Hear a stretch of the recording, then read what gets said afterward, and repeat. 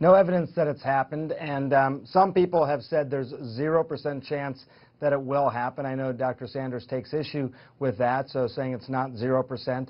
It's slightly higher than 0%, but, you know, I think we're dabbling around the edges here quite a bit. I mean, look, HIV is an example of a virus that was transmitted through bodily fluids for decades, and, you know, millions of people have been infected, so plenty of chances for mutation, and it has mutated. It mutated, so it became less susceptible to some of the medications out there, things like that, but never changed its mode of transmission. And if I can just say, Dr. Sanders, you say that there is evidence of viruses that cause human disease changing their mode of transmission as a result of mutations.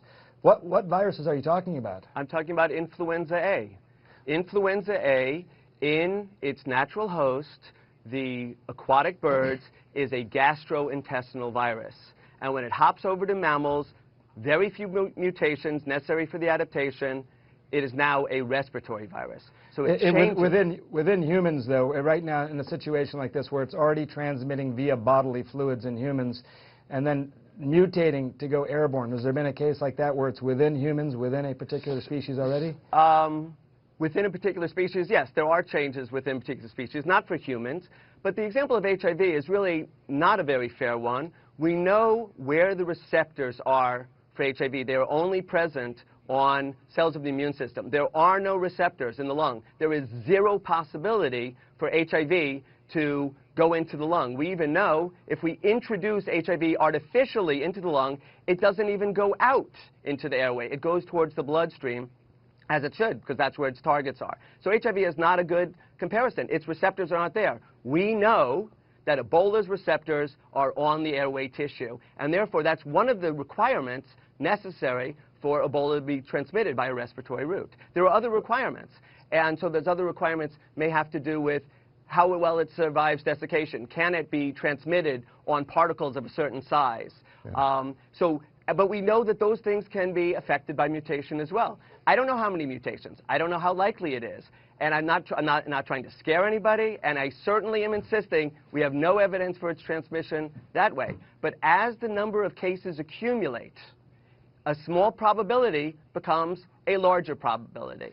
Right. See, my problem with this a little bit is, okay, everything you said is likely true, but the idea that it has happened before within humans already and mode of transmission has changed as a result of mutations, again, I'm not sure that that's true, and I feel like we're dabbling around the edges here. You say you don't want to scare anybody. That's exactly what it does, is scare people.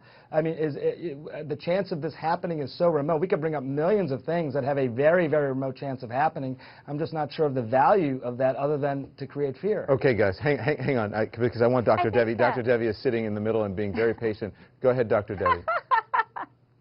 Well, I think one thing we should also look at is Nina Pham's dog. I mean, there's some evidence that dogs can actually carry the Ebola virus. I mean, there's no evidence that it spreads to humans or that it infects dogs. But, you know, if we're looking at ways to actually fight the virus, I mean, one thing to consider is how is the dog actually able to carry Ebola virus and not get infected? You know, that might be an area for research to really look at how it's able to do that and whether there's something about a dog's immune system that would protect it. I mean, dogs are man's best friend, so let's see if they can help us here. Mm-hmm.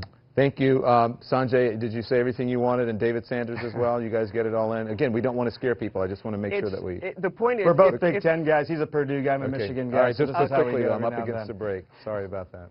I mean, the important thing is, what if it does go airborne and everybody's been told there's no possibility of that for the wrong reasons, right? If we are insisting on reasons that are, in fact, incorrect, that would be a disaster. Okay. So the other thing is, if we might have to actually be prepared for that possibility. Thank you, David Sanders. And as Dr. Gupta said, the chances of that are very, very remote here, and then we'll keep digging into it. We got other bigger problems we should be focusing our attention on right now, I think. Thank you, David. Thank you, Dr. Devi. Thank you, Sanjay.